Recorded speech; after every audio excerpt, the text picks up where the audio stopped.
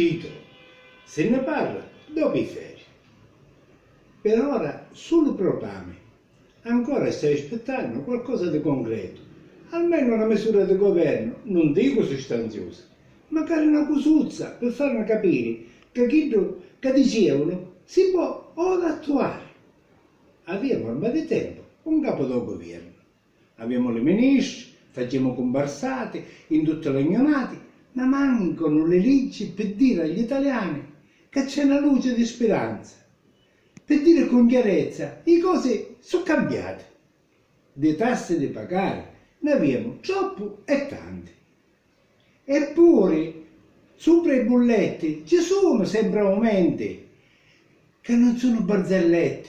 Il costo della vita acchiana ogni mattina e a rabbia capigliamo una fossa una carina. Ne fanno male l'ossa per quello che vediamo, sudiamo sempre freddi per quello che sentiamo. In mezzo a sto casino di cose malefatte c'è solo la contentezza di tutto il Parlamento. A giorno c'è la festa del realo dovendario e poi tutti in ferie, lontano dal travaglio.